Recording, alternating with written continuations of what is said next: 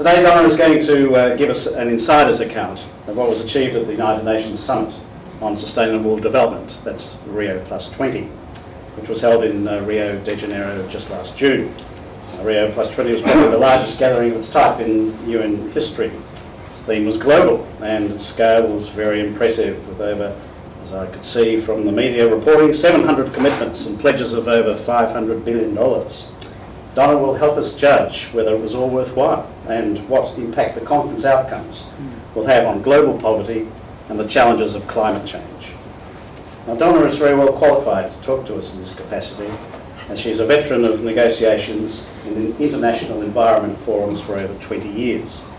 Some of the processes she's been involved with include the UN Environment Programme, the International Whaling Commission, APEC, and the setting up of the Coral Triangle Initiative. She developed Australia's approach to marine biodiversity conservation and has led Australian negotiations on high seas conservation in international meetings since 2003. Donna came to Australia from Canada, from Vancouver originally, I believe, where she held senior positions in fisheries and oceans administration in the Canadian government. She was involved with Parks Canada with responsibility for 25 national parks in that country.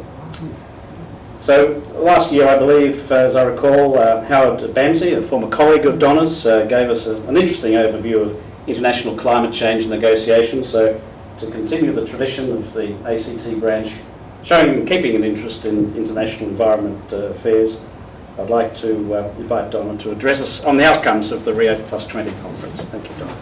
Really thank the Australian Institute of International Affairs for the opportunity to talk about something that I think really didn't get as much media coverage and play as it should have.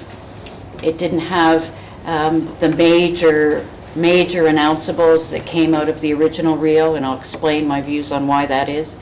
So I appreciate the opportunity to talk about it and the interest that you've shown by being here. Background, you all probably know.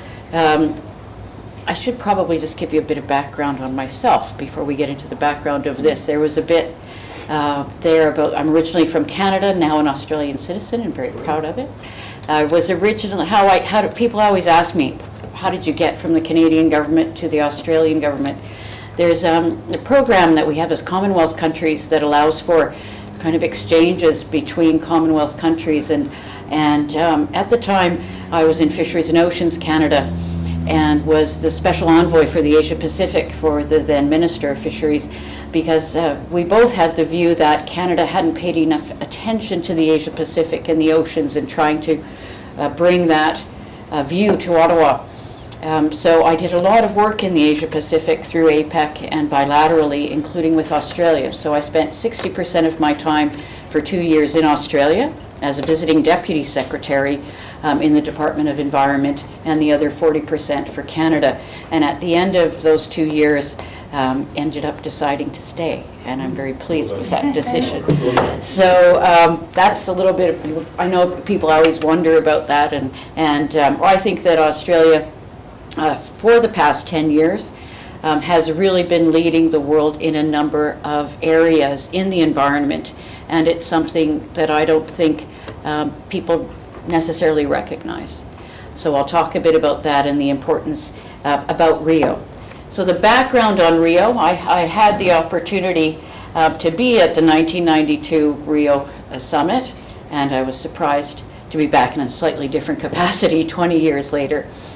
But what was different from 20 years ago is people thought of 1992 as this was the first major world summit on the environment.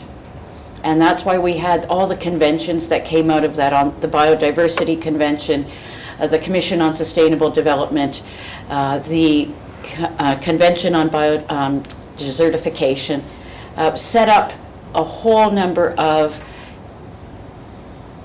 institutions and a forward agenda that really at that point in time said that the international agenda was going to focus on environment.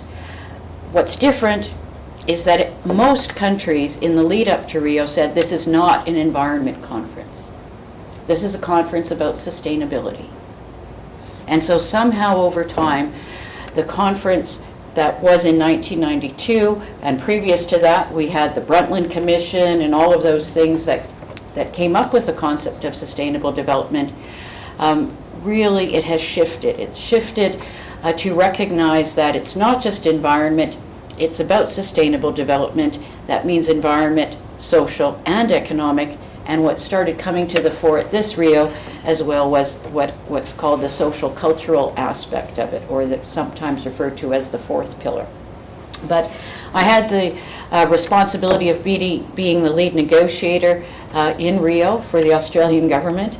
And so those of you who've been involved from a government level know what that takes, trying to harness all the energies of various government departments to what was a very, very broad agenda for Rio Plus 20, because of this idea that it's about sustainability and not just about biodiversity or specific environmental outcomes. What it was time for a stock take of what had happened over the last 20 years, and were those institutions that were put in place 20 years ago really working or not? Had we achieved in the world, globally, the improvements that 20 years ago we thought we could? Remember as well that 10 years previously we had the Johannesburg meeting that came out with the Johannesburg plan of implementation. And so there were questions raised too that we had 10 years ago a stock take, and then we were supposed to have this Commission on Sustainable Development in the UN that meets to review progress, and have we made progress or not? So we were very actively engaged in the lead-up. You can imagine that any one of these conferences is not just the 3 days of the leaders' high-level session. It started, in fact, in the previous November when countries were asked to submit their country statements saying, what did we want as an outcome from Rio Plus 20? So Australia, in our national submission, we identified a broad approach, of course, but within that there are always key priorities. And this was called our input into the zero draft, the negotiating document. And we had a number of key priorities, about 7. Oceans being one of them, and that's close to my heart if you've heard about my background. So you can see that for oceans, Australia over the last number of years has really taken a leadership role, and we're an island continent. We have the 3rd largest exclusive economic zone. It's important not just for economic development, but for regional security. It's a shared resource, our oceans, with our neighbors to the north, and of course New Zealand primarily. But we really need to look regionally at a number of initiatives that, while they're focused on environment and the sustainability of oceans, have important outcomes in terms of sustainable livelihoods, what it means for our neighbors in the South Pacific, in Indonesia, Malaysia, and many other countries to which we're linked by the shared resource. So we really pushed the oceans agenda from the inception, and I'll come back to that when we talk about the themes of Rio. Measuring sustainability and sustainable development goals was another area that Australia believed was very important. In the last number of years, the thing that changed on the landscape has been the development of the Millennium Development Goals. So those goals are focusing on goals for helping alleviate poverty and improve sustainability in developing countries. And there was a feeling amongst many countries, developed and developing, that we now need to complement the Millennium Development Goals with sustainable development goals that apply to countries like us. And this was a major new initiative in Rio that has yet not resonated with the public, or I think really been out there or had any interest, but will, I'm convinced. And as well, related to that is measures beyond gross domestic product. So the idea that we've focused since the Second World War on growth. And what is the cost of growth?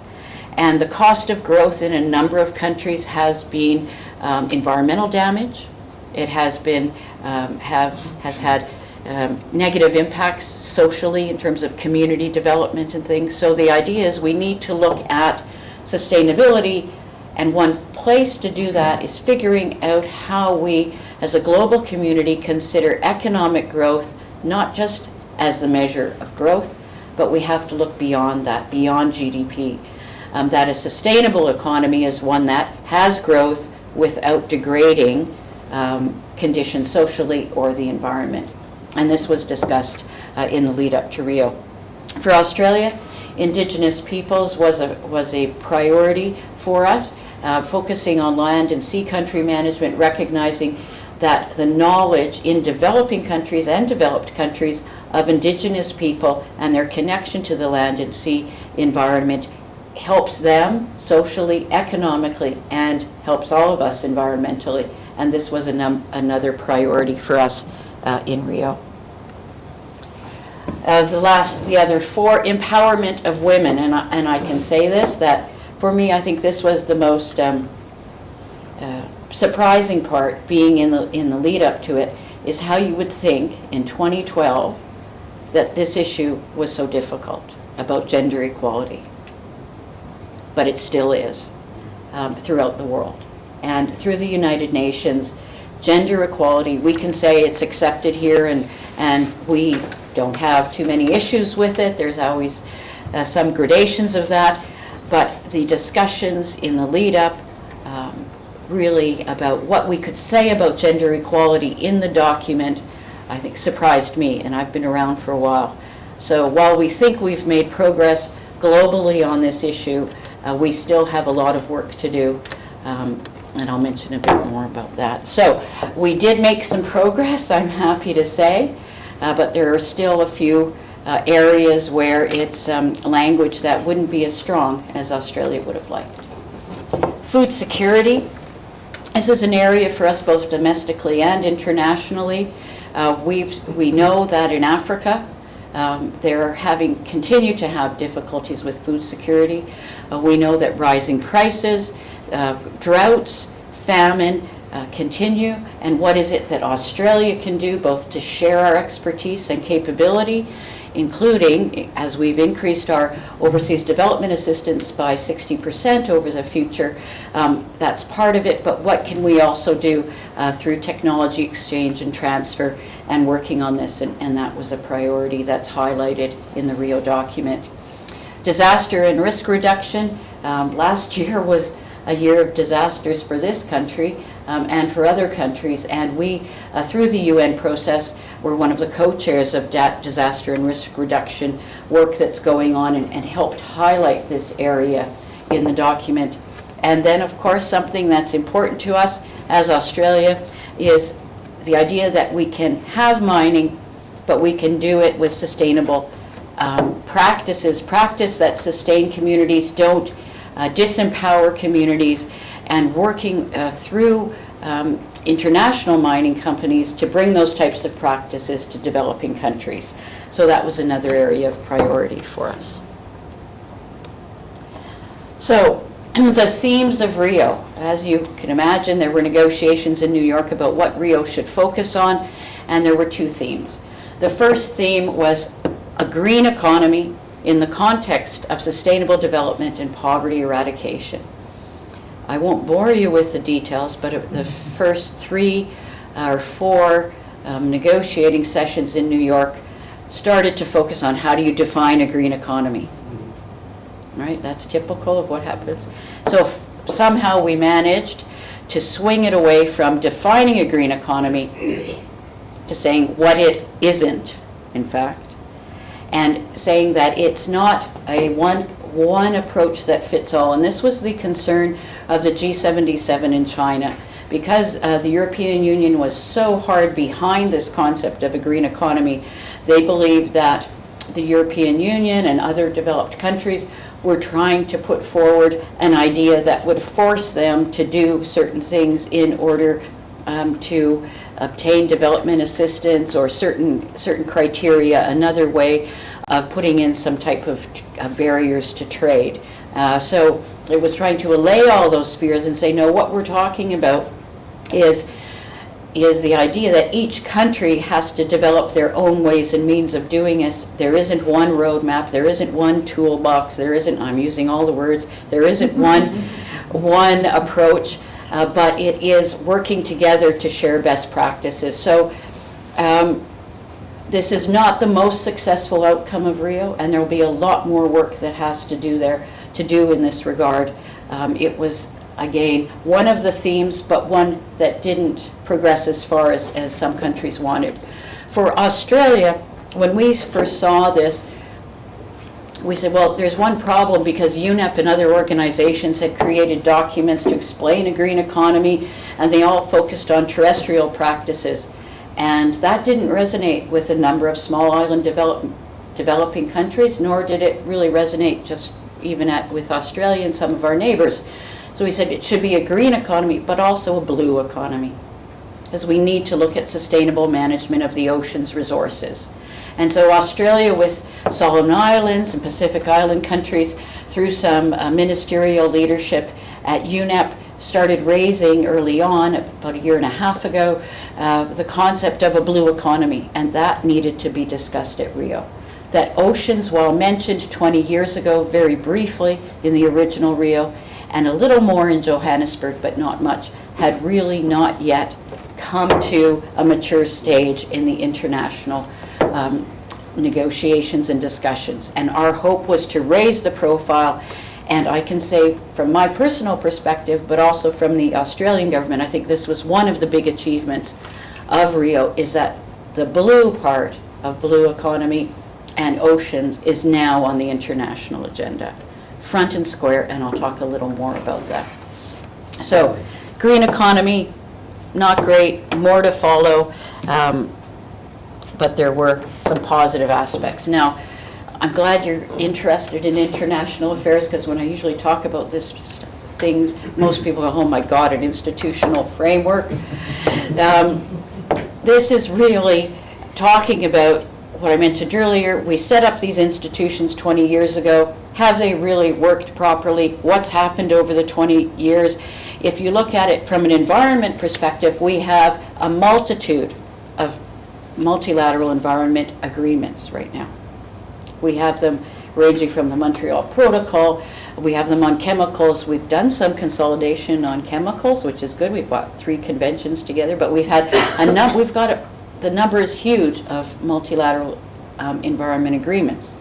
We've got the Commission on Sustainable Development. Has it done its stock take and really provided leadership? So there was a real feeling that for sustainable development, the institutional framework through the UN system wasn't really serving sustainable development very well.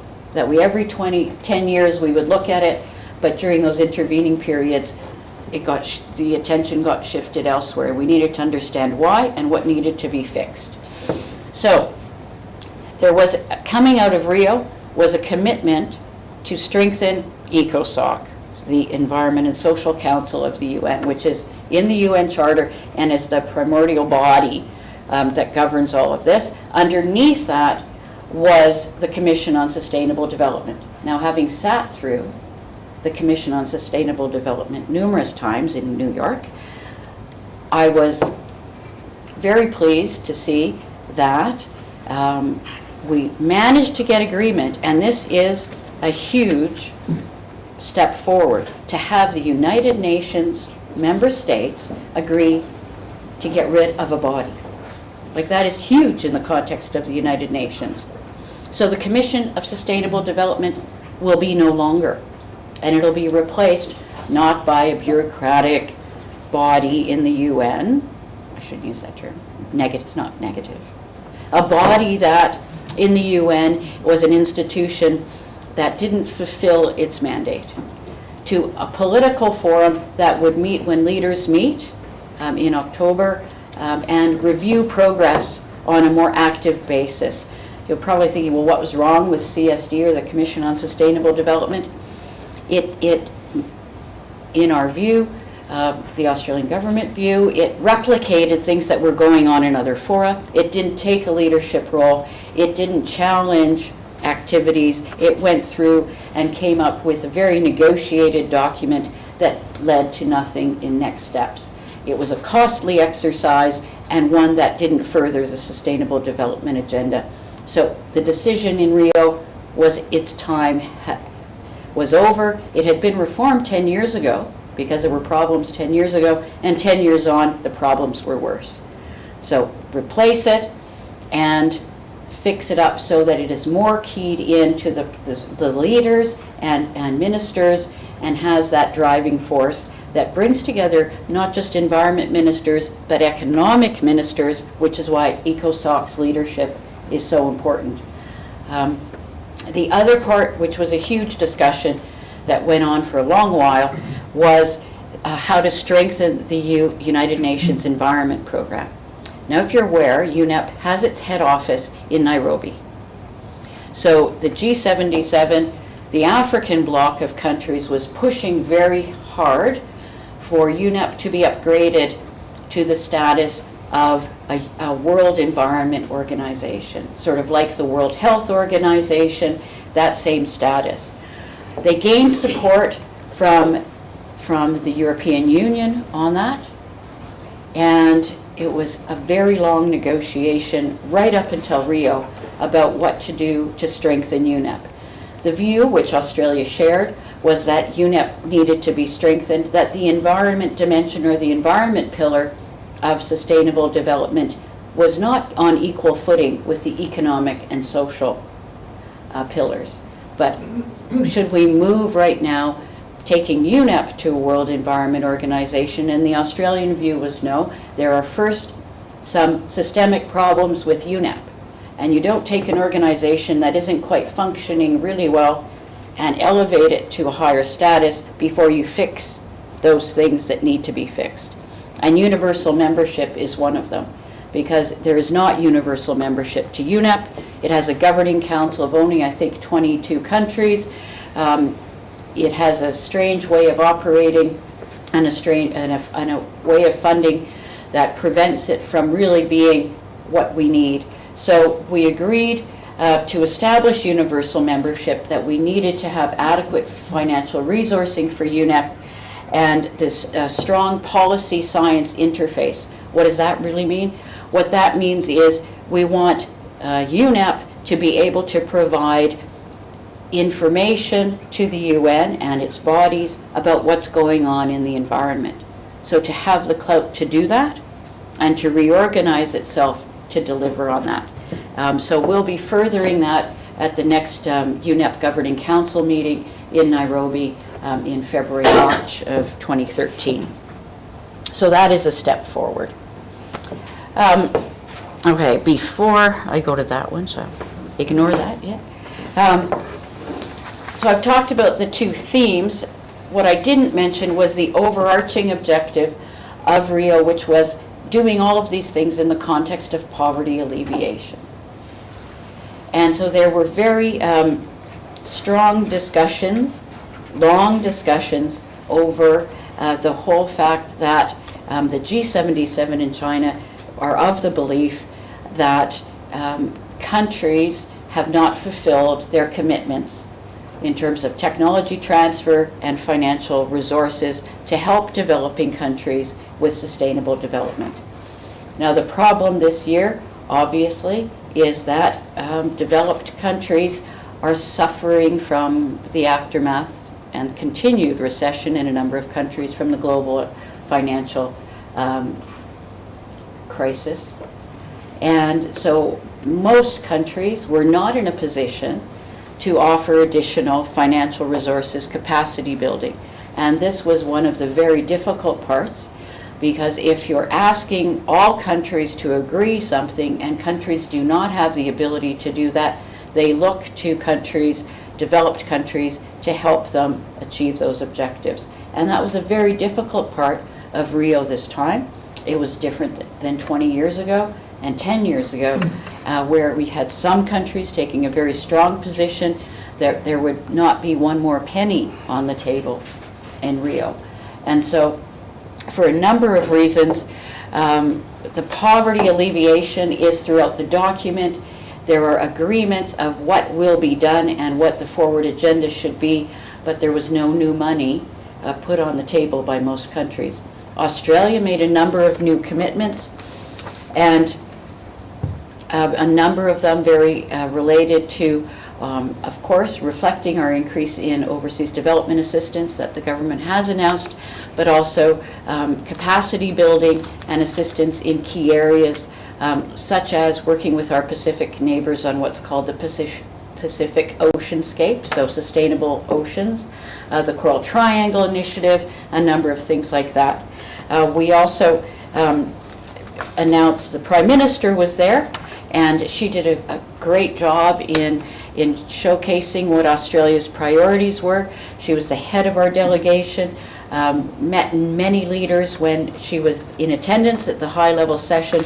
I think there were 123 leaders or heads of state or heads of government, and pushing forward for Australia on food security, disaster risk reduction, those areas important to our region, and of course entering into some of the delicate discussions with the G77 in China and the host economy country Brazil.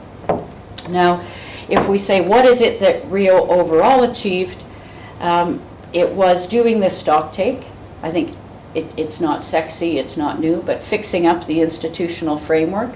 You need a solid foundation to have a strong forward agenda for the next 10 to 20 years. And then what the document does is it sets out what that forward agenda is. And so we can highlight a number of things. First is oceans. Now, what's wrong with oceans in terms of an international framework? Well, and my minister, Tony Burke, always says there are two things that we share really closely with all countries around the globe. They're a shared resource, that's the oceans and the atmosphere. And we've done a lot of work on the atmosphere, but we haven't done a lot of work on the oceans. And one of the key areas that the Prime Minister spoke about in her remarks at Rio was the whole question of how do you protect biodiversity beyond national jurisdictions, so on what's commonly called the high seas. And through the UN Convention on the Law of the Sea, which was done a number of years ago, it wasn't contemplated that there would be the use that is starting on the high seas, so beyond the exclusive economic zones of countries. We have a number of new activities that are unregulated. So while we are used to doing environmental impact assessments on activities domestically and in our EZ, there's no requirement for them on the high seas. That's not a good thing from Australia's perspective. If you want to create marine protected areas to protect vulnerable ecosystems like seamounts, which have unique biology and biodiversity and incredible things there, you can't do it. There's no way of doing it. So how do we close that gap in governance? And since 2003, a number of us have been involved in negotiations through the UN about this exact question. There was an approach put on the table through the Rio process to agree to start negotiating an implementing agreement to close the gap on governance. And we could not get agreement from all countries to do that. We agreed, however, to a deadline by which this working group through the UN has to make a recommendation to the UN General Assembly. It's not as quick as Australia would have liked. It is progress. It is a huge issue and one that you'll be hearing more about. I can give you just one little example, and you can tell this is a thing I spend a bit of time on. Think of the situation, and this is true, there are giant clams that exist on the bottom of the ocean. And they are known now, potentially, high potential, to produce what can be a replacement for hemoglobin or blood. Because they exist in a sunlight-free world, it's red inside, can be a synthetic replacement to blood. So those resources, who do they belong to? How do we share the benefits? Because the high seas, theoretically, for some countries, they view it as common heritage of mankind, and therefore it belongs to everyone, and everyone should benefit? Or should the first countries that have the ability to harvest those resources and use the genetic resources to make a synthetic compound be the ones who benefit? Those are big questions, and ones that current governance regimes, the international regime, has no answers for. And in the view of Australia, we need to close that governance gap. So we did make some steps forward there. We made steps forward on issues like marine debris, plastics in the oceans, fishery subsidies, all sorts of things that are important, but there is a lot of work for the forward agenda there. The development of sustainable development goals, I mentioned at the outset. This was an initiative from Colombia, originally in the whole process of putting forward your national submissions.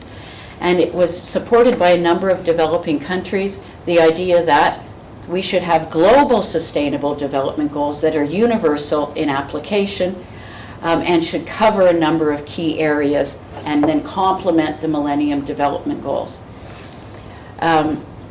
Countries and blocs like the European Union wanted Rio to go far and define the goals and have targets and say what they were. So it would be things like access to energy for all with 30% non-renewables. Now that would be, that's just an example, a global target. It wouldn't mean that nationally you had to have 30%, but overall, because some countries would be able to do 70% and some might do 10, eventually by 2030 we would reach this goal. We couldn't get that far. Then we thought, well, maybe if we can't get actual goals, we can get themes where we think that we need the goals. So we spent time talking about that.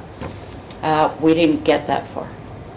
But we did get to agreement that we will have them. So leaders agreed we will have sustainable development goals, that they need to complement the review that's going on of the Millennium Development Goals by 2015.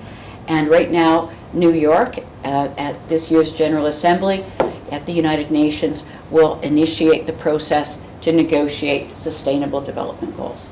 So that is a big step forward, and it will have implications for countries domestically as well, because each country will have to then decide what its contribution should be to these goals. So there'll be the negotiation process and the reflection on what we're doing domestically. And so this is one where I think in the next while we'll be engaging with the Australian community on views about sustainable development goals and how we should position ourselves and what's important for Australia in this. I spoke about the institutional framework, and I won't spend any more time on that. So, I guess from my perspective, Rio did accomplish a number of important things. We fixed a number of gaps in the institutional framework. And in order to move forward, you have to have the mechanisms and the actual vehicles to get things done working properly. So hopefully we've made progress there. We've highlighted the importance of sustainable development in the UN system to this political forum now. And we've done something that is unusual by getting rid of a body that wasn't operating to its full potential, which was the Commission on Sustainable Development. It's being replaced. In terms of Australia's key priorities, there are areas in the document, and for those of you who haven't seen it, it originally started out as an 800-page document, and we got it down to this. So it's called The Future We Want, and that's really what it is. It's a forward agenda about what the future should look like. And that future for Australia is gender equity. It's sustainability. It's sustainability with a social aspect to it. It's a sustainable Australia, which is one of our priorities, but it's a sustainable globe focusing on shared resources and empowerment of people and communities. The environment pillar needs to be strengthened and will be strengthened over the forward agenda. But when you read this document, you have to look at what it says for the next 20 years. There weren't the big announceables like a new convention on biodiversity. There weren't the big announceables from the Rio Summit. But we've made a lot of progress in 20 years. We've now looking at things like economic development that doesn't degrade the environment, measures beyond GDP. Those things are huge steps forward and really show how countries can work together.